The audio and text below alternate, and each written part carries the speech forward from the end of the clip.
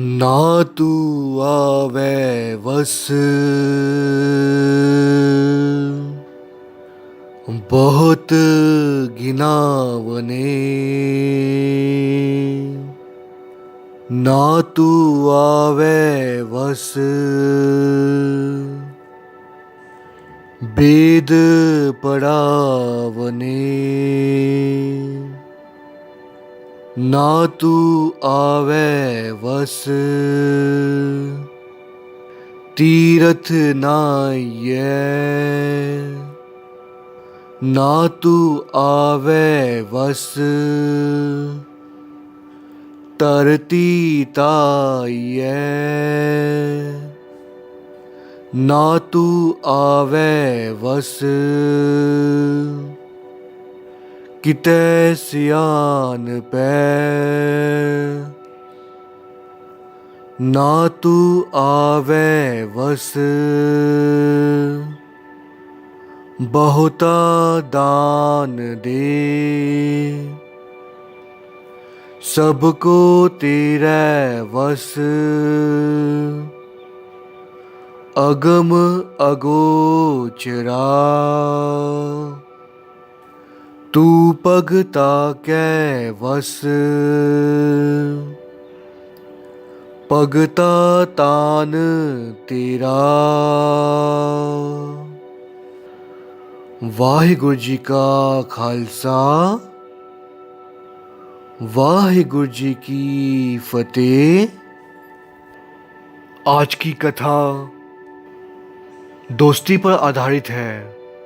संग का रंग किस प्रकार इंसान को ऊंचाइयों पर ले जाता है और संग का रंग ही कई बार इंसान को बर्बाद कर देता है। संसार में व्यक्ति जब पैदा होता है उसे हर प्रकार का संग मिलता है, अच्छा और बुरा। जो व्यक्ति बचपन से ही एक अच्छी संगत में रहता है वो व्यक्ति आगे चलकर एक अच्छा इंसान बन जाता है। संसार में देखा गया है कि जिस व्यक्ति का संग बचपन से ही बुरी संगत हो वो व्यक्ति आगे चलकर एक बुरा इंसान बनता है।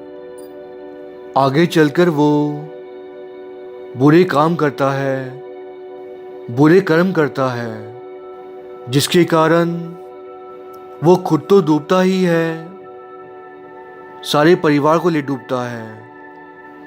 क्योंकि अक्सर ये देखा गया है कि अगर कोई बच्चा गलत संग कर ले, गलत राह पर चले, तो उसके कारण पहले तो उसके माँ बाप परेशान होते हैं, उनका जीवन बर्बाद हो जाता है और आगे चलकर उस व्यक्ति के बीवी बच्चों पर भी असर पड़ता है।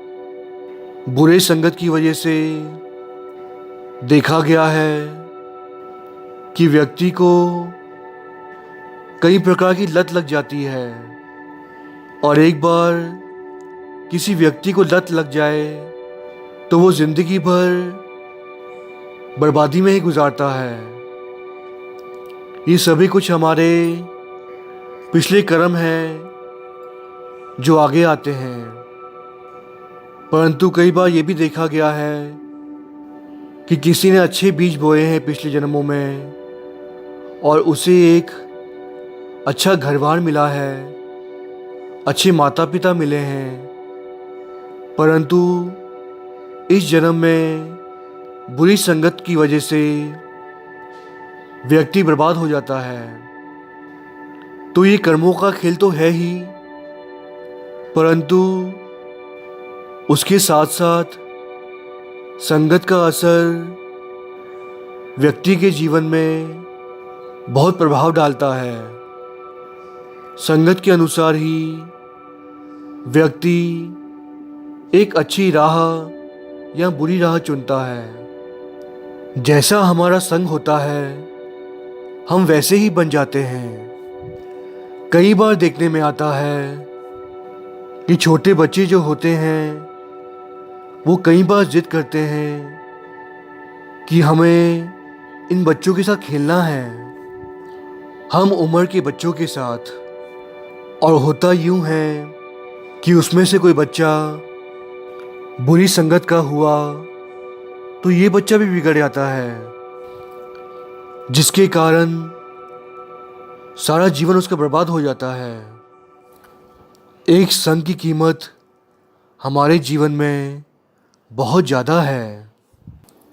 ये आपको मैं इसलिए बता रहा हूँ क्योंकि आज की जो कथा है वो संग का रंग ही है कि किस प्रकार इंसान दोस्ती करके एक गलत राह पर चल सकता है। अगर वही इंसान किसी अच्छे व्यक्ति का संग करे तो वो प्रभु की प्राप्ति भी कर सकता है। एक संग के रंग से या तो इंसान डाकू बन सकता है और या फिर भगत बन सकता है। इतना महत्वपूर्ण है ये संग हमारे जीवन में।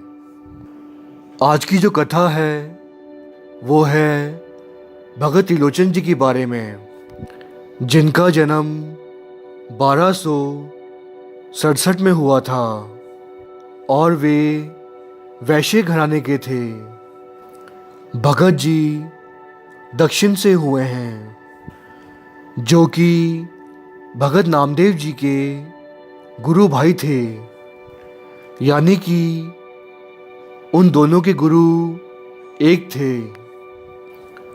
भगत नामदेव जी और भगत त्रिलोचन जी दोनों ही बहुत अच्छे दोस्त थे, परंतु भगत नामदेव जी जो थे उनके पास नाम की दौलत थी और भगत त्रिलोचन जी जो थे उनके पास नाम के साथ साथ दुनियावी दौलत भी थी। अक्सर देखने में आता है कि जिन व्यक्तियों के पास दुनियावी दौलत होती है वो या तो फिर राह भटक जाते हैं या तो फिर अहंकार में सेवा करते हैं। अहंकार में सेवा इसलिए क्योंकि जो गरीब व्यक्ति होता है उसके पास कुछ नहीं होता, वो जब भक्ति करता है, नाम जपता है, वो चाहता है कि उसे प्रभु की प्राप्ति हो तुमरी करो नित आस, प्रभ मोहे कब गल लावेंगे। वो जब भी आ सकता है प्रभु को मिलने की आ सकता है। उसमें कोई भेदभाव नहीं होता, ऊंच नीच नहीं होती। वो व्यक्ति हर किसी को एक समान मानता है। मगर दुनिया में देखने में आता है कि जो व्यक्ति बहुत अमीर होता है, बहुत धनी होता है, वो अहंकार में आकर नाम जपता है। सोचता है कि मैं बहुत बड़ा शाहूकार हूँ। जैसे कि संगत गुरुद्वारे में आए हैं, गुरु साहब जी के आगे माथा टेकते हैं, पर माथा टेकना कैसा है? सिर्फ माथा टेकना गुरु की प्राप्ति करना नहीं है। माथा ऐसे टेकना है जैसे मैं आपको अपना मन अर्पण कर रहा हूँ, अपना सब कुछ तुझे सौंप रहा हूँ। तू मुझ पर कृपा कर, अपने दर्शन दे ताकि मेरा जीवन सफला हो जाए। गुरु को अपना आप अर्पण कर देना है, इस तरह का विचार मन में रखना है। और जो धनाढ़ व्यक्ति होते हैं, अगर वो मन में अहंकार रखे कि मैं बहुत बड़ा हूँ, शाहूकार हूँ, वो माथा टेकने को भी आए और ये सोचे कि मैं बड़ा हूँ। अगर कोई व्यक्ति अहंकार में माथा टेके और सोचे मेरे पास सब कुछ है, मैं बहुत बड़ा हूँ। अगर वो झुके ना तो उसे गुरु की प्राप्ति कैसे होगी? हमें झुककर काम करना है, झुककर रहना है, ताकि हमें प्रभु मिल सके। अहंकार नहीं करना, निम्रता रखनी है। इसी प्रकार भगत त्रिलोचन जी जो थे, उनके पास बेशुमार दौलत थी, और वे क्या किया करते थे कि जो भगतगण होते थे, नाम जपते थे, जो साधु संत होते थे, सन्यासी होते थे, उन्हें अपने घर बुलाते थे, उन्हें लंगर पानी छकाते थे, उनकी सेवा किया करते थे, उन्हें दान दिया करते थे। इस प्रकार उनकी जिंदगी बीत रही थी। कहते हैं भगत त्रिलोचन जी के घर पर कोई संतान नहीं थी। मियाँ बीबी, पति पत्नी दोनों साथ रहा करते थे और साथ मिलकर संतों की सेवा किया करते थे, और जो दौलत प्रभु ने उन्हें बख्शी थी उसका सही ढंग से इस्तेमाल किया करते थे। इसी प्रकार संतों महापुरुषों की सेवा किया करते थे। एक दिन कुछ ऐसा हुआ, जैसे मैंने आपको कहा कि इंसान को संग का रंग चढ़ जाता है, और जैसी हमारी दोस्ती होती है, जैसा हमारा संग होता है, इंसान वैसा ही बन जाता है। और भगत त्रिलोचन जी को संग मिला था भगत नामदेव जी का, जो कि अपने समय के बहुत बड़े भगत थे। एक बार भगत त्रिलोचन जी उनसे मिलने के लिए गए, उनके साथ बैठे, उनके साथ प्रभु की बातें की, और यूं ही बातों बातों में, जैसे हम दुनियावी दोस्त आपस में बातें करते हैं, तो कभी कभार ऐसा होता है कि हम अपनी दिल की बात कह देते हैं कि हमारे दिल में क्या है, कि हम कैसे नाम जपते हैं, कैसे बंदगी करते हैं। और जब दो भगत आपस में मिल जाते हैं तो उन्होंने प्रभु की बातें की पहले तो, और बातों बातों में भगत नामदेव जी ने दिल खोलकर अपने बारे में बता दिया कि उन्हें किस प्रकार प्रभु की प्राप्ति हुई है। कई बार प्रभु के दर्शन हुए हैं। इस पर भगत त्रिलोचन जी ने कहा कि मुझ पर भी कृपा करें। मैं भी कोशिश करता हूँ नाम जपने की, भक्ति करने की, पर मुझ पर अभी वो कृपा नहीं हुई। मुझे अब तक दर्शन नहीं हुए। उन्होंने भगत नामदेव जी से कहा, आप तो मेरे भाई समान हैं, मेरे दोस्त हैं, मेरे अच्छे मित्र हैं, कि आप ही मेरी सिफारिश कर दें प्रभु के आगे कि मुझे भी वो दर्शन दे दें। जब भगत त्रिलोचन जी ने कहा कि काश मुझे भी प्रभु के दर्शन हो, ताकि मेरा ये जीवन सफला हो सके, इस पर भगत नामदेव जी ने वचन किया कि प्रभु की इच्छा हुई तो ज़रूर दर्शन होंगे। इसके बारे में गुरदास जी ने बहुत ही खूब फरमाया है। दर्शन वेखन नामदेव, पलके उठ त्रिलोचन आवे, भगत करन मिल दोए जने, नामदेव हर चलत सुनावे, मेरी भी कर बेनती, दर्शन देखा जे तिस पावै, ठाकुर जी नो पुछियोस, दर्शन किवै त्रिलोचन पावै, हंस के ठाकुर बोलिया, नामदेव नो कह समझावै हथ न आवै पेट सो, तुस त्रिलोचन मैं मुँह लावै, हाँ अधीन हाँ भगत दे, पहुँच न हंगा भगति दावै, होए विचोला आन मिलावै। गुरदास जी यहाँ पर कह रहे हैं कि भगत त्रिलोचन जी जब भगत नामदेव जी को मिलने गए तो भगत त्रिलोचन जी ने भगत नामदेव जी के आगे बेनती की कि आपको प्रभु ने दर्शन दिए हैं तो आप विचोला बनकर प्रभु से मेरी बेनती करो कि वे मुझे भी दर्शन दें।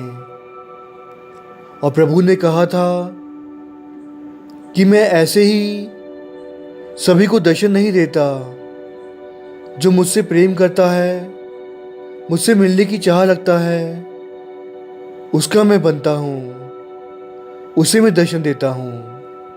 मैं भक्तों के अधीन हूँ, सिर्फ एक भगत ही मुझे अपने वश में कर सकता है, क्योंकि भगत और मेरे बीच कोई अंतर नहीं। इसी प्रकार प्रभु की बातें करके भगत त्रिलोचन जी वहाँ से चले गए और जैसी दिनचर्या थी उनकी, साधु संतों की वे सेवा किया करते थे, इसी प्रकार वे करते रहे।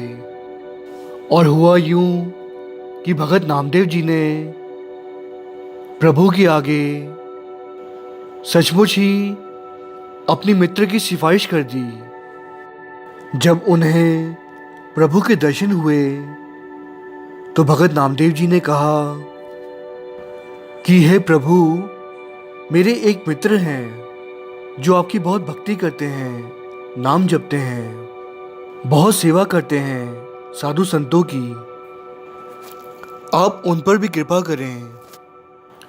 दोस्त हो तो ऐसे जैसे कि हम संसार में देखते हैं, जब एक दोस्त दूसरे दोस्त को मिलता है तो पूछता है कि आज दिन भर में क्या किया, कैसे चल रहा है। मगर दोस्त वो होता है जो दूसरे दोस्त को सच्ची राह बताता है। आज एक दोस्त की वजह से दूसरे दोस्त पर इतनी बड़ी कृपा होने जा रही थी। कहते हैं भगत नामदेव जी ने प्रभु के चरणों में अरदास कर दी कि मेरे मित्र की आप सहायता करें और उन्हें भी दर्शन दें, ताकि उनका जन्म भी सफला हो जाए। प्रभु ने कहा कि मैं दान दक्षिणा देने से किसी की वश में नहीं आता। अगर हम ये सोचें कि हम प्रभु के आगे कुछ अर्पण कर दें, दान दक्षिणा दे दें, किसी गरीब को कुछ खिला दें और हमें प्रभु मिल जाए, ऐसे तो कई कई बड़े बड़े साहूकार हैं जिन्होंने इस तरह का काम किया, सेवा की, परंतु प्रभु उनके नहीं हुए। उसका कारण ये भी है, जैसे हम संसार में देखते हैं कि मनुष्य ने गलत ढंग से झूठ बोलकर, चोरी करके, या फिर किसी गरीब को लूटकर, उसे धोखा देकर उसका धन लूट लिया, या फिर छोटी कीमत का सामान बड़ी कीमत में बेच दिया, किसी को ठग दिया, किसी को लूट लिया। जेकर इस तरह से किसी ने धन कमाया और सोचे कि उस धन को प्रभु के आगे अर्पण कर दें या साधु संतों को दे दें तो हमारा भला हो जाएगा। नहीं भाई, ऐसा नहीं हो सकता। हमें तो सच्चे धन की कमाई करनी है। जिस प्रकार गुरु नानक देव जी ने भाई लालो के घर पर लंगर छका था, उनके घर की रोटी खाई थी, परंतु वे उस शाहूकार के घर पे नहीं गए थे। क्यों? जबकि शाहूकार ने तो 36 प्रकार के भोजन उनके सामने रखना चाहा था, मगर वे उनके पास नहीं गए थे। आप सभी जानते ही हैं, वो साखी आपने सुनी है। गुरु नानक देव जी ने अपने हाथों में शाहूकार की रोटी रख दी थी और उसमें से खून निकला था, और दूसरे हाथ में उन्होंने भाई लालू जी की रोटी रखी थी जिसमें से दूध निकला था। इसका मतलब यही है कि हमें सच्ची कमाई करनी है। तो प्रभु ने भगत नामदेव जी को वही कहा कि मैं किसी को इस प्रकार दर्शन नहीं देता। कोई दान कर दे, पुण्य कर दे और फिर ये सोचे कि मैं उसे दर्शन दे दूं। नहीं, मैं दर्शन देता हूँ उन्हें जो मुझे प्रेम करता है। जिन प्रेम कियो तिन ही प्रभ पायो। गुरु साहब जी ने कहा है कि जो मुझसे प्रेम करेगा उसे प्रभु की प्राप्ति होगी। इसी प्रकार भगत नामदेव जी ने त्रिलोचन जी से कहा कि आप सेवा तो करते ही हैं, भक्ति करते हैं, परंतु ये तो सभी करते हैं। प्रभु उनको मिलते हैं जो प्रभु से प्रेम करता है। जैसे हम संसार में देखते हैं कि कोई छोटा बच्चा होता है, उसे भूख लगती है, वो अपनी माँ को बुलाता है और माँ उसे दूध पिला देती है। जिस प्रकार एक बच्चे और माँ का प्रेम होता है, माँ को पता होता है कि बच्चे को दूध पिलाना है, उसे भूख लग रही है। जैसे हम संसार में देखते हैं कि यदि हम किसी से प्रेम करते हैं, उसे याद करने के लिए हमें उसकी फ़ोटो या किसी और चीज़ की ज़रूरत नहीं होती। जब मन में प्यार होता है तो हम स्वाभाविक ही सहज ही उसे याद करते हैं, उससे प्रेम करते हैं। इसी प्रकार जब कोई व्यक्ति प्रभु से प्यार करे तो उसे उसकी फ़ोटो देखने की ज़रूरत नहीं पड़ेगी, तबले और साज की ज़रूरत नहीं पड़ेगी, ग्रंथों की ज़रूरत नहीं पड़ेगी और ना ही किसी माला की ज़रूरत पड़ेगी। जब किसी भगत के मन में प्रभु के प्रति प्रेम उमड़ता है तो सहज ही उससे प्रभु आकर मिल जाते हैं। ये बाहर के आडंबर, दिखावा सब व्यर्थ है। प्रभु तो उसे मिलते हैं जो प्रभु को सच्चे दिल से प्रेम करे, उसी को प्रभु दर्शन देते हैं। कहते हैं भगत नामदेव जी की बातें सुनकर भगत त्रिलोचन जी ने सच्चे दिल से प्रभु को पुकार लगाई। पल पल वे प्रभु को याद किया करते, उनके मिलने की चाह रखते। बहुत ही सच्चे दिल से वे अब साधु संतों की सेवा करने लगे। हर किसी में वे प्रभु को देखने लगे।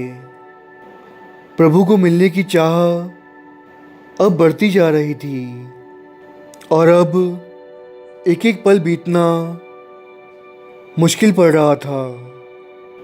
क्योंकि हम संसार में भी देखते हैं, जब हम किसी से प्यार करने लगते हैं तो उसे पाना चाहते हैं, उसे मिलना चाहते हैं, उसे देखना चाहते हैं। हम चाहते हैं कि वो हमेशा हमारे साथ ही रहे।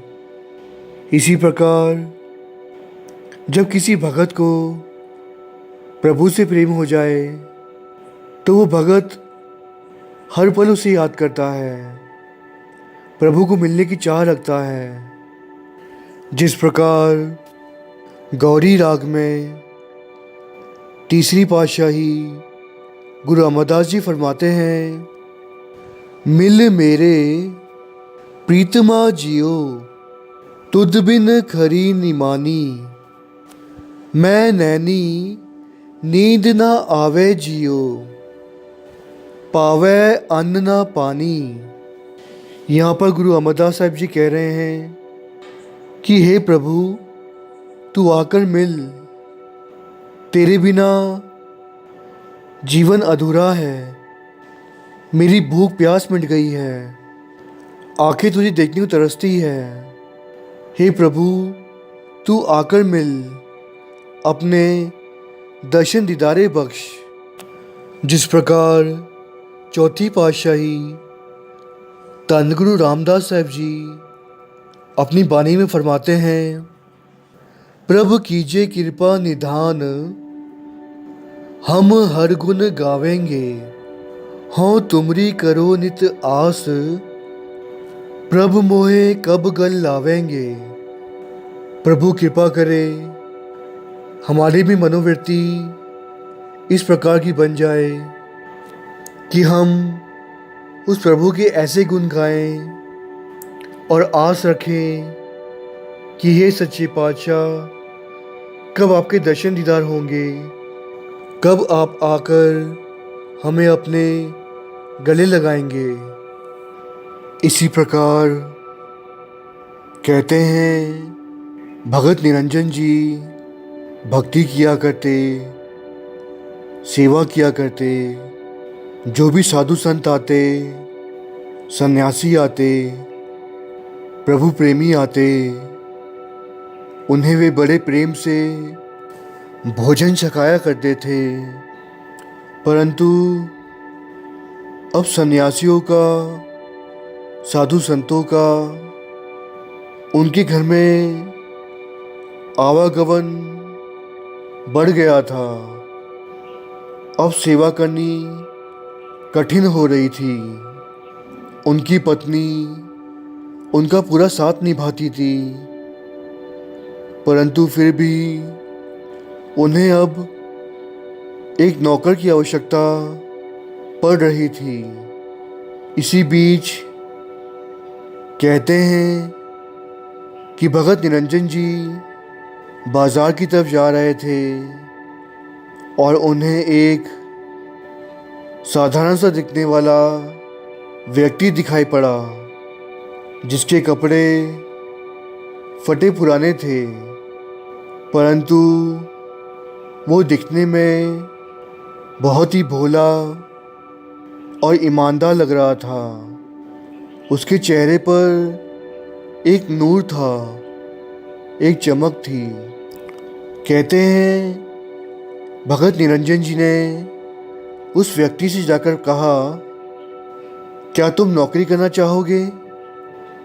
हमारे घर में एक व्यक्ति की आवश्यकता है जो साधु संतों के लिए भोजन बनाकर दे सके, उन्हें परोस सके, ताकि वे संतुष्ट होकर हमारे घर से जाएं।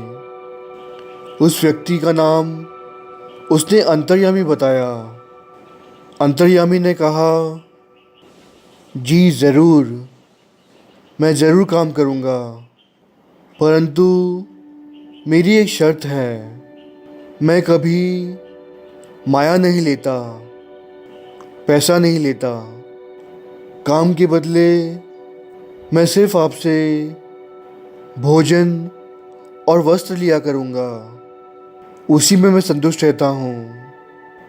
परंतु मैं खाना बहुत खाता हूँ और मैं चाहता हूँ कि आप कभी मेरे खाने पर ना टोकें और ना ही मेरे खाने के बारे में किसी और से चर्चा करें। आप ये बात अपनी पत्नी से कह सकते हैं और उनसे सलाह करके ही मैं आपके घर आऊँगा। आप घर जाकर उनसे सलाह मशवरा कर लें। अगर वो हाँ कह दें तो मैं ज़रूर आपके घर की सेवा करूँगा। पर याद रखें, कभी आपके मुख से मेरे बारे में ऐसा कोई शब्द ना निकले जिससे मेरी निंदा हो। आप संसार के किसी भी व्यक्ति से मेरी भोजन की चर्चा नहीं करेंगे। मेरी सिर्फ इतनी शर्त है। कहते हैं भगत निरंजन जी अंतर्यामी को अपने घर साथ ले गए और पहले जाकर अपनी पत्नी को सारी बात बताई। पत्नी की हामी भरने पर कि वो कभी किसी से अंतर्यामी की भोजन की चर्चा नहीं करेंगी, उन दोनों के ही हामी भरने पर अंतर्यामी ने उनके घर पर सेवा करनी शुरू कर दी। कहते हैं अंतर्यामी सभी काम बहुत ठीक ढंग से कर रहा था, जैसे कि वो सभी को जानता हो। अब साधु संत भगत निरंजन जी के घर से बहुत ही खुश होकर और संतुष्ट होकर जा रहे थे। सभी कुछ बहुत ही ठीक ठाक चल रहा था, परंतु कोई ये नहीं जानता था कि अंतर्यामी आखिर है कौन।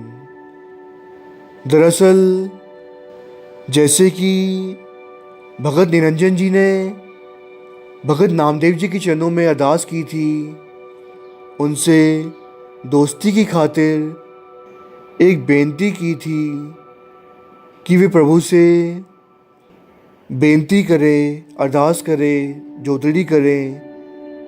भगत नामदेव जी को जिस प्रकार प्रभु के दर्शन हुए हैं, उस प्रकार उन्हें भी दर्शन हो जाएं। और जब भगत नामदेव जी ने प्रभु से बेनती की तो प्रभु ने हामी भर ली थी। और ये अंतर्यामी और कोई नहीं बल्कि प्रभु आप थे। ज़रा सोचिए कि हम सेवा करते हैं, बंदगी करते हैं, भक्ति करते हैं और प्रभु को मिलने की आ सकते हैं। और कितने बड़े धन्य भाग होंगे भगत निरंजन जी के, जिनके घर आप प्रभु सेवा करने आए हैं। ऐसी ही सेवा कभी प्रभु ने भगत धन्य जी की थी। भगत धन्ना जो था वो प्रभु की भक्ति करता था और उसकी भक्ति से प्रसन्न होकर प्रभु ने दर्शन दिए और यहाँ तक कि उनके खेतों में हल चलाया, बीज बोए, अनाज काटा, उनके सारे काम संवारे। उसी प्रकार प्रभु ने भगत निरंजन जी के सारे कारज राज किए थे। और ये सभी कुछ आखिर दोस्ती की खातिर हुआ था, एक अच्छे संग के कारण हुआ था। जिस प्रकार भगत नामदेव जी और भगत निरंजन जी दोनों ही संत ज्ञानेश्वर के शिष्य थे और दोनों ने एक साथ भक्ति की। धन्य है भगत निरंजन जी, जिनको भगत नामदेव जी का संग मिला और एक अच्छी संग के कारण उन्हें भी प्रभु के दर्शन हो गए। बल्कि प्रभु आप उनके घर पर 1 साल तक रहे और उनके सारे कारज राज किए, उनका घर संभाला, साधु संतों की सेवा की, हर किसी को खुश रखा। परंतु जैसे कि अंतर्यामी ने कहा था कि मैं भोजन बहुत खाता हूँ, परंतु कोई मुझे टोके ना, मेरी निंदा ना करे, मेरे बारे में किसी से बात ना करे। कहते हैं अंतर्यामी रोज का 2-3 सेर खाना खा जाता था। प्रभु की माया तो प्रभु ही जाने। ये सब उन्हीं का खेल था, परमेश्वर की ही माया थी। पत्नी के मन में अभी विचार आने लगे कि अब हम बुजुर्ग होने जा रहे हैं, बुढ़ापा नज़दीक आ रहा है। और इसी प्रकार अंतर्यामी इतना खाना खाता रहा तो धीरे धीरे करके घर का जो धन है वो समाप्त होने लगेगा। और वैसे ही सारा धन हम साधु संतों पर खर्च करते हैं, उनके लिए भोजन बनाना, उन्हें खिलाना, और ऊपर से अंतर्यामी इतना सारा खाना खा जाता है, ना जाने हमारा क्या होगा। और ये सोच सोच कर भगत निरंजन जी की पत्नी अंदर ही अंदर दुखी हो रही थी। उनका मन कहीं लग नहीं रहा था।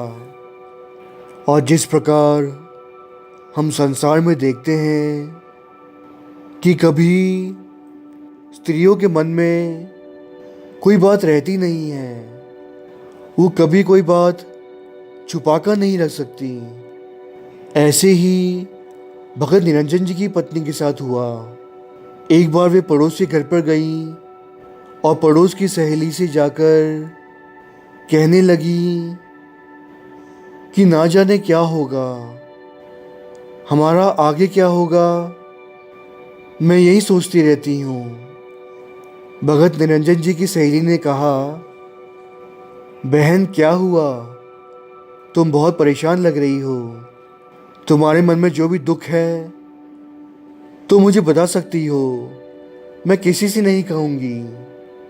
और जैसे कि स्त्रियों का ये स्वभाव होता है कि वो एक दूसरे की मन की बात को पढ़ लेती हैं और सामने वाली से उगलवा देती हैं, उनकी सहेली ने चतुराई से बात करके ये जानना चाहा कि इतना धन होने के बावजूद भी भगत निरंजन जी की पत्नी दुखी क्यों हैं, आखिर इसका क्या कारण है।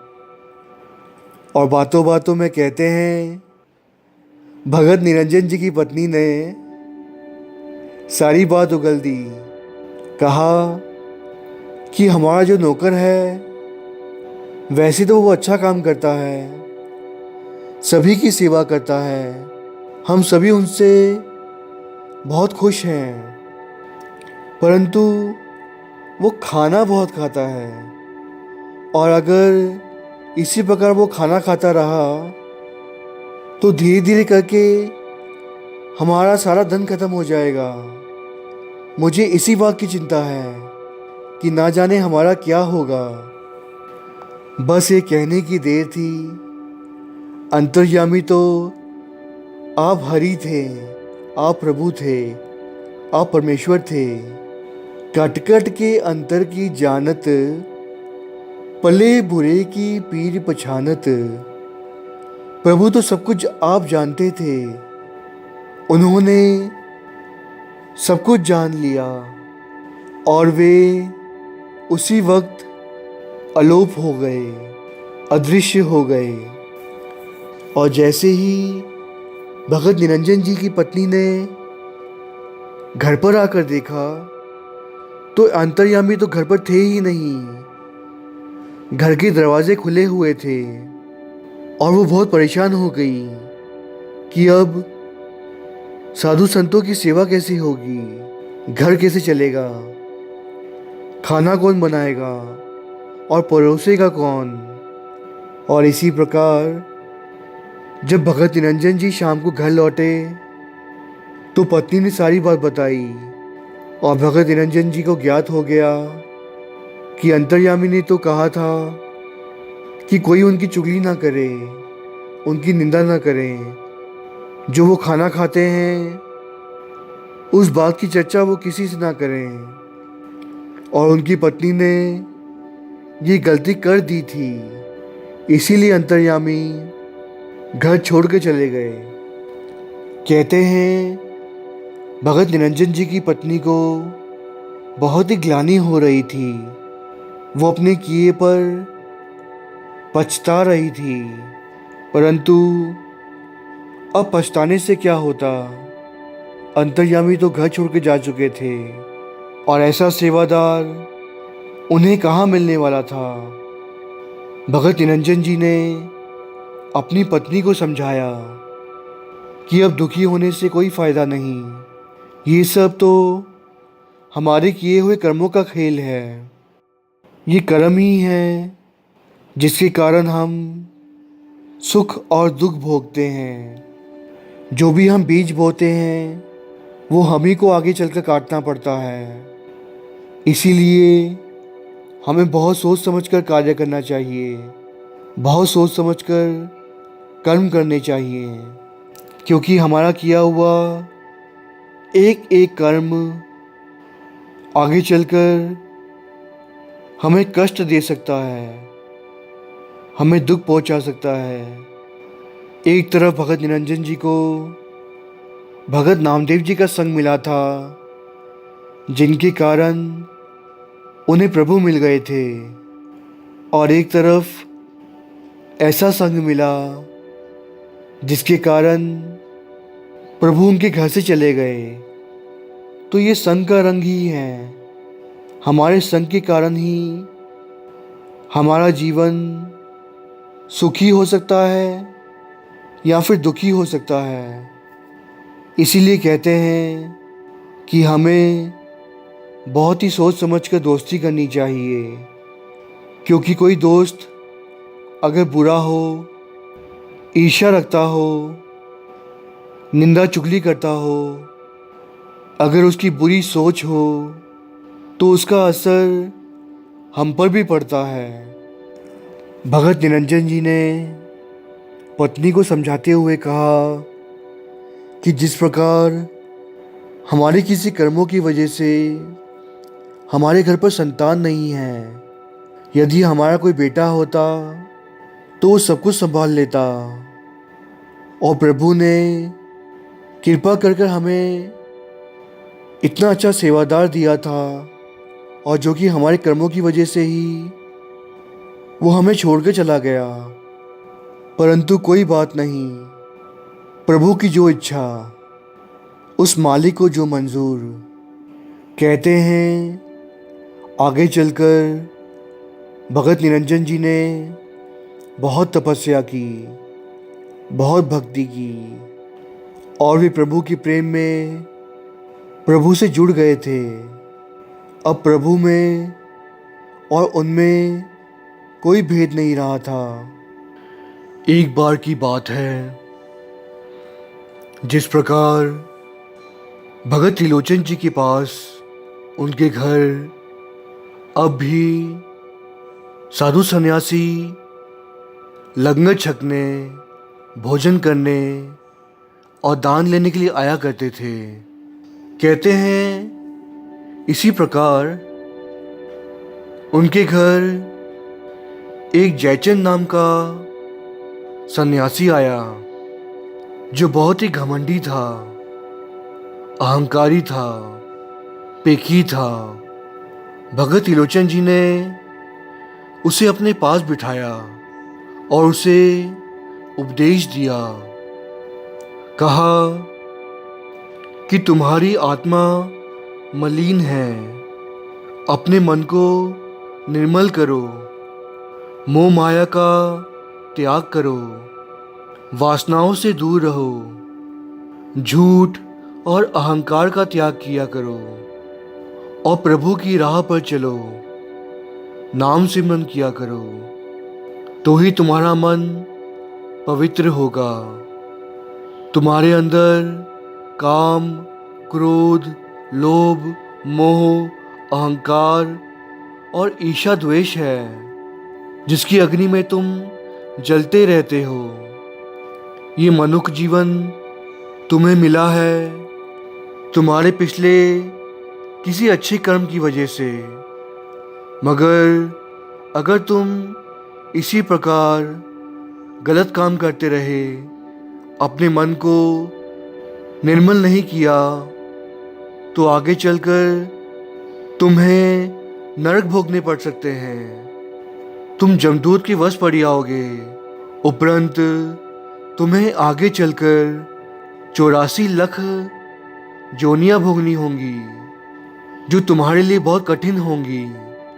यही समा है, नाम जप लो, अपने समय का सही प्रयोग करो, उसी में तुम्हारी भलाई है। अंतर मन निर्मल नहीं कीना, बाहर पेख उदासी, हृदय कमल कट ब्रह्म न चीना, काहे पया सन्यासी, परमे पूली रे जय चंदा, नहीं नहीं चीनिया परमानंदा, रहाओ कर कर खाया पिंड बधाया, खिंता मुंदा माया, पूम मसान की पसम लगाई, गुर बिन तत् न पाया, काहे जपो रे काहे तपो रे, काहे बिलोवो पानी, 184 जिन उपाई, सो सिमरो निर्बानी, काए कमंडल कापड़िया रे, 68 काहे फिराही, बदत त्रिलोचन सुन रे प्राणी, कन बिन गाहों की पाही। यहाँ भगत जी यही कह रहे हैं कि हे जयचंद, तेरा अंदर मलिन है और बाहर तू सन्यासी बना बैठा है। तेरे हृदय में कपट है, अंदर से तू चोर है। ये पेक करने से कोई लाभ नहीं होने वाला।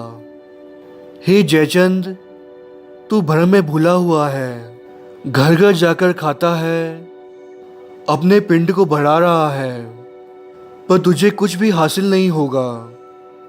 तेरा जप तप करना निष्फल है, व्यर्थ है। जिस प्रकार पानी में कोई मधानी मारता रहे तो कोई लाभ नहीं होने वाला। कमंडल लेकर भले ही तुम 68 तीर्थों का स्नान कर लो, परंतु उससे कोई लाभ नहीं होगा। त्रिलोचन जी कहते हैं कि मन को निर्मल करके प्रभु की प्राप्ति करनी ही ठीक है। कुछ समय बीतने पर कहते हैं एक बार फिर भगत त्रिलोचन जी भगत नामदेव जी को मिलने गए और कहा कि अब भक्ति नहीं करें, आजकल कपड़े सीने में और कपड़ों को रंगने में बहुत व्यस्त हैं, अपनी दुकान संभाल रहे हैं। जिस प्रकार भगत नामदेव जी की वाणी से पता चलता है कि शायद उनकी कपड़ों की या कपड़े रंगने की दुकान होगी।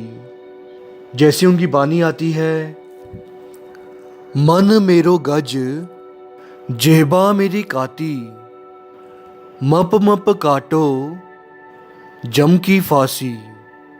अपनी एक और वाणी में भगत नामदेव जी ने कहा है, रांगन रांगो सीवन सीवो, राम नाम बिन करी न जीवो।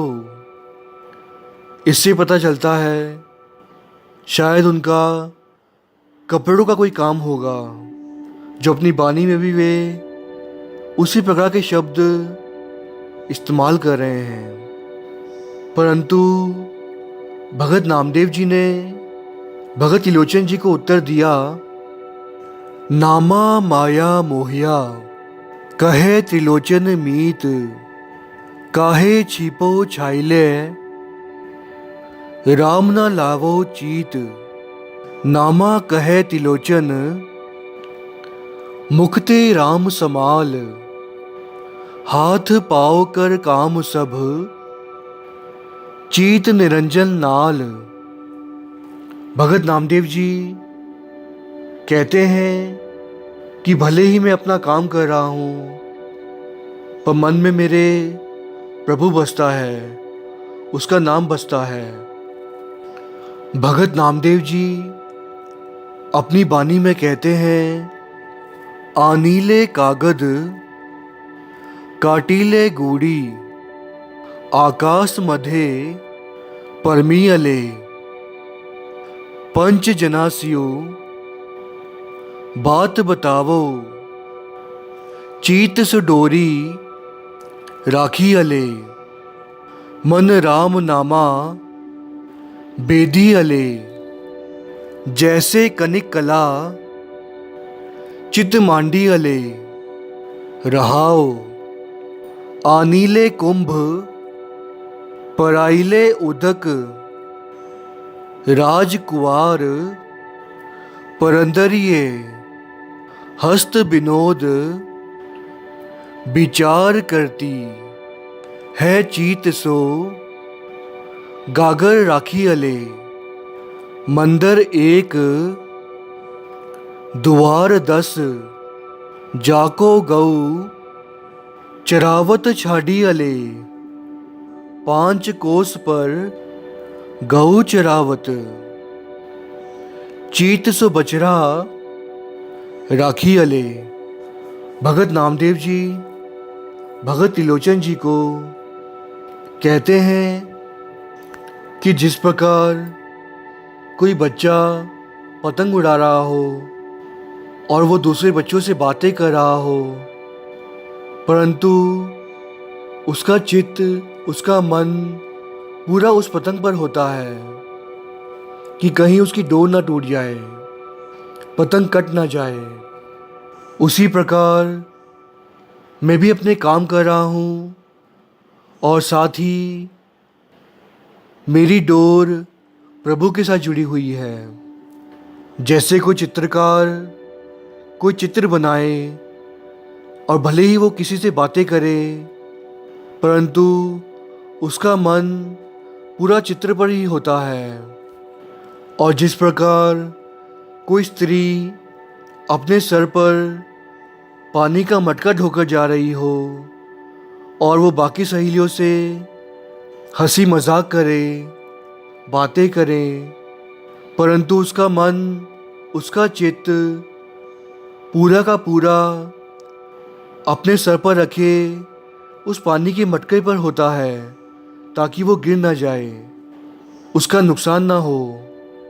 इसी प्रकार मेरा मन भी प्रभु के साथ जुड़ा हुआ है। जिस प्रकार कोई व्यक्ति अपनी गाय को चराने के लिए खेत में गया हो और वो बाकी के भी कोई काम कर रहा हो, परंतु उसकी आँखें, उसका मन, उसका चित्त उस गाय की तरफ ही होता है, उसी प्रकार मेरा मन भी प्रभु के साथ है। काश हम भी इस बात को पूरी तरह समझें और अपने काम करते करते प्रभु के साथ जुड़े रहें ताकि हमारा जीवन सफला हो सके। जब गुरु अर्जन देव जी ने भक्तों की बानी को एकत्र किया और ग्रंथ साहिब जी में उन्हें दर्ज किया और बाबा बुड्ढा जी से पहला प्रकाश करवाया था, आज गुरु ग्रंथ साहिब महाराज जी में 15 भक्तों की बानी दर्ज है, जिनमें से एक है भगत त्रिलोचन जी। जब हम गुरु ग्रंथ साहिब महाराज जी को माथा टेकते हैं तब हम भगत त्रिलोचन जी की बानी को भी माथा टेक रहे होते हैं, क्योंकि उनकी बानी को हम सत्कार देते हैं, हम आदर देते हैं। धन है भगत त्रिलोचन जी। आइए उनकी कुछ बानियों का हम आनंद लें। भगत त्रिलोचन जी गुजरी राग में फरमाते हैं, गुजरी अंत काल जो लक्ष्मी सिमरै, ऐसी चिंता महजे मरै। सर्प जौन वलवल अवतरै, अरी बाई गोबिंद नाम मत बिसरै, रहाओ अंत काल जो स्त्री सिमरै, ऐसी चिंता महजे मरै। बेसवा जौन वलवल अवतरै, अंत काल जो लड़कै सिमरै, ऐसी चिंता महजे मरै। सूकर जौन वलवल अवतरै, अंत काल जो मंदर सिमरै, ऐसी चिंता महजे मरै। प्रेत जौन वलवल अवतरै, अंत काल नारायण सिमरै, ऐसी चिंता महजे मरै। बदत त्रिलोचन ते नर मुक्ता, पीताम्बर वाक्य हृदय बसै। अपनी बानी में भगत त्रिलोचन जी कहते हैं कि कोई मनुष्य अपने आखिरी श्वास ले रहा हो और उसका मन, उसका चित्त लक्ष्मी की ओर हो, माया की ओर हो और उसके प्राण निकल जाएं, तो कहते हैं उसका अगला जन्म उसे सांप का मिलेगा। क्योंकि जिस प्रकार हम देखते हैं कि सांप हमेशा ही जहाँ माया होती है वहीं बसते हैं, इसी प्रकार हमें आगे चलकर सांप की जोनी भोगनी होंगी अगर हम अपना सारा जीवन माया के पीछे दौड़ते रहे। तो अंतकाल में भी हमें माया ही चिताएगी, उसी का हम सिमरन करेंगे, वही हमें याद आएगी और आगे चलकर हमें सांपों की यौन भोगनी होंगी। इसलिए भगत त्रिलोचन जी कहते हैं कि हे भाई, तू प्रभु के नाम को ना विसरना, उसे मत भूलना। विश्राम देते हुए भगत त्रिलोचन जी आगे कहते हैं कि जो व्यक्ति अपने आखिरी समय में किसी स्त्री के बारे में सोचकर अपने प्राण त्याग देगा तो आगे चलकर उसे वेश्या की जोन मिलेगी। जिस प्रकार कोई मनुष्य अपना सारा जीवन काम में गुजार दे, काम वासना की ओर उसका चित्त रहे, तो अंतकाल उसे प्रभु कहाँ याद आएंगे। वो मनुष्य अपने आखिरी वक्त पर भी काम वासना की ओर ही सोच रहा होगा और यदि इस प्रकार उसकी मृत्यु हो जाए तो भगत त्रिलोचन जी कहते हैं कि उस व्यक्ति को अगला जन्म वैश्वा का मिलेगा और इसी प्रकार वो अपनी काम की पूर्ति करेगा। आगे भगत त्रिलोचन जी कहते हैं कि कोई व्यक्ति अगर अपने बच्चों के बारे में सोचे, अपने लड़कों के बारे में सोचे और अंतकाल में भी उन्हीं के बारे में सोच रहा हो, तो अगला जन्म उसे सूअर का मिलेगा। जैसे हम संसार में देखते हैं कि व्यक्ति अपने बच्चों से बहुत प्रेम करता है और ये सोचता है कि मेरे मरने के बाद मेरे बच्चों का क्या होगा, ये दुकान कैसे चलाएंगे, ये धंधा कैसे करेंगे, इनका ख्याल कौन रखेगा। और यही सोचते सोचते अगर वो व्यक्ति अपने प्राण त्याग देता है तो अगला जन्म उसे सूअर का मिलता है। वो इसलिए क्योंकि आपने देखा होगा कि जो सूअर होते हैं उनके पीछे पीछे उनके बच्चे दौड़ते रहते हैं और इसी प्रकार अपना जीवन व्यतीत करते हैं। इसी प्रकार भगत त्रिलोचन जी आगे कहते हैं कि कोई व्यक्ति अगर अपने मंदिर को, अपने मकान के बारे में सोचकर अपने प्राण त्याग देता है तो उसे आगे चलकर प्रेत की योनि मिलती है। जिस प्रकार हम संसार में देखते हैं कि व्यक्ति अपना सारा जीवन घर बनाने में लगा देता है। आजकल तो देखने में आता है कि घर खरीदना बहुत ही कठिन है। व्यक्ति घर की इंस्टॉलमेंट्स भरता रहता है, अपनी जी जान लगा देता है और घर बनाता है, घर सजाता है। और यदि वही घर जब उसे छोड़ के जाना होता है, उसका अंत काल आया होता है, तो वो यही सोचता है कि मैंने सारा जीवन लगाकर घर बनाया और वो उसे छोड़ना नहीं चाहता। इतना आसान भी नहीं होता कि अपनी मेहनत से बनाया हुए घर को छोड़ना पड़े।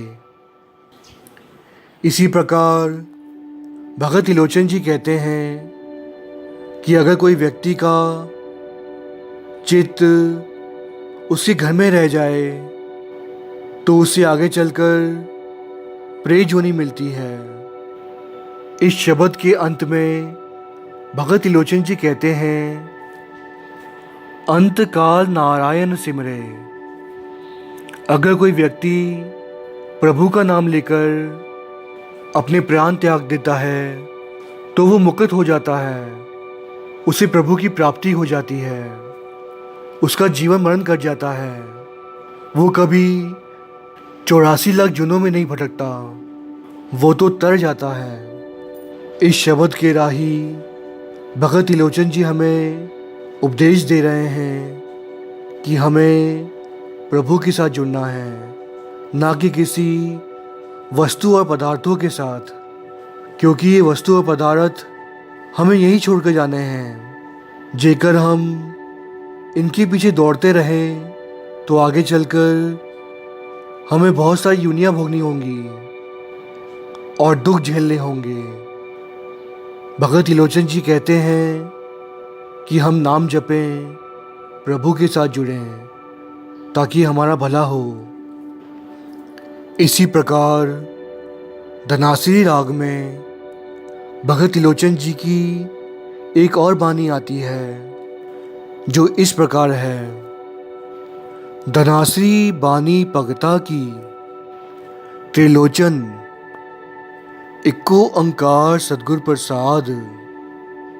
नारायण निंदस काए पूली गवारी, दुकृत सुकृत थारो करमरी रहाओ। शंकरा मस्तक बस्ता सुरसरी, स्नान रे कुल जन मधे मिलियो सारंग पान रे।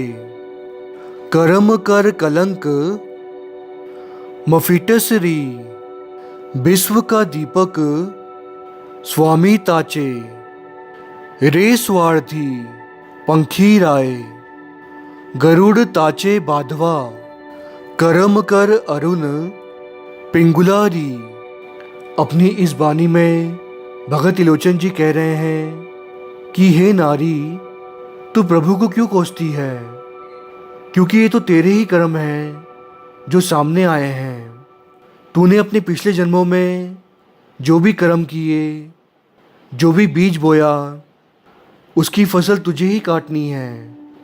जो भी तेरे साथ इस वक्त हो रहा है, जो भी दुख तू झेल रही है, वो तेरे कर्मों के अनुसार ही मिल रहा है तुझे। जिस प्रकार आज हम संसार में देखते हैं कि स्त्री परेशान रहती है कि उसे अच्छा पति नहीं मिला या अच्छी धन दौलत नहीं मिली, अच्छा घर नहीं मिला।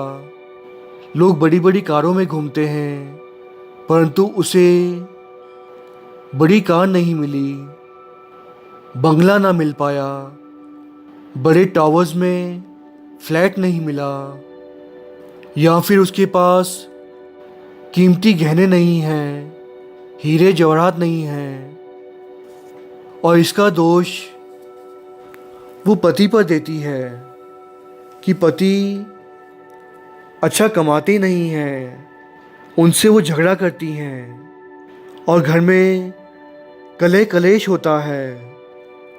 परंतु यहाँ पर भगत त्रिलोचन जी कह रहे हैं कि हे नारी, जो भी तेरे साथ हो रहा है, जो भी तुझे नहीं मिला, वो तेरे कर्मों के अनुसार नहीं मिला है।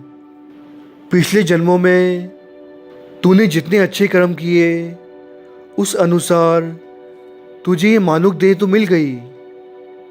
परंतु जेकर तूने नाम जपा होता, प्रभु की बंदगी की होती, तो तेरा भला हुआ होता। और इस जन्म में भी तू प्रभु का सिमरन नहीं कर रही, नाम नहीं जप रही, बंदगी नहीं कर रही, तो तेरा भला कैसे होगा। दद्दे दोष ना देऊ किसै, दोष कर्मा अपनिया, जो मैं किया सो मैं पाया, दोष ना दीजे अवर जना।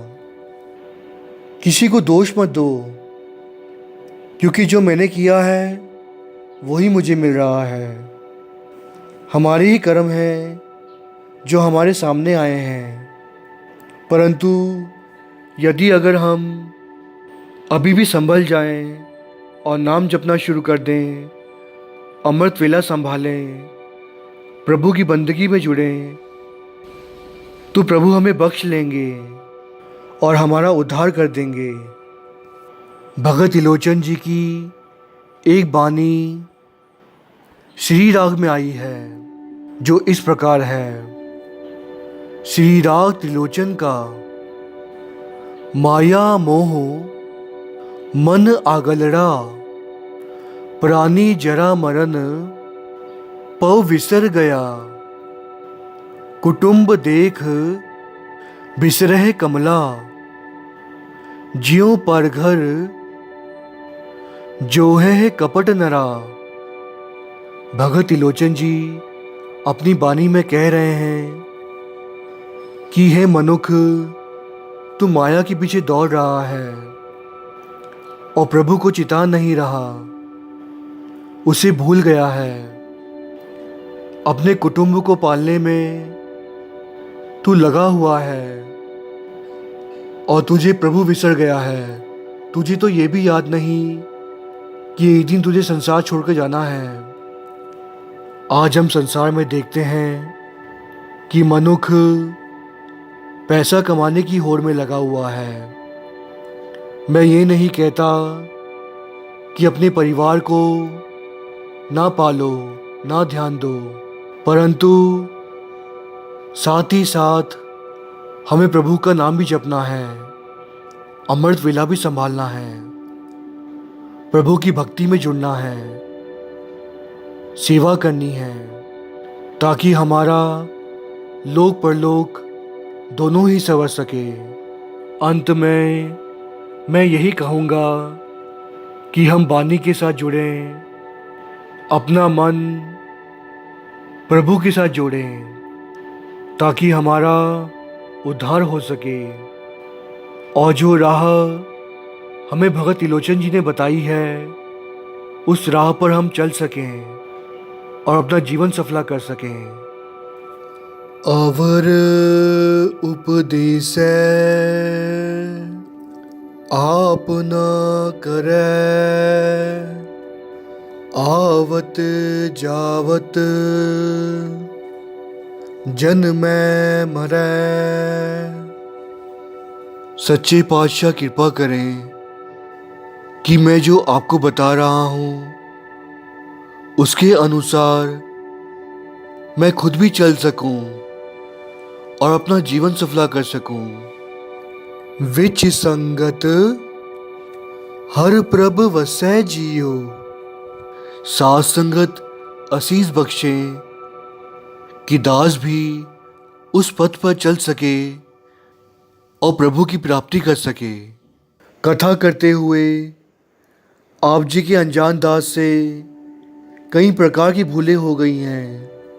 आप जी अपना अनजान दास जान के क्षमा करें और आशीष बख्शें कि दास आपकी इसी प्रकार सेवा करता रहे और भवसागर से पार लंघ जाए।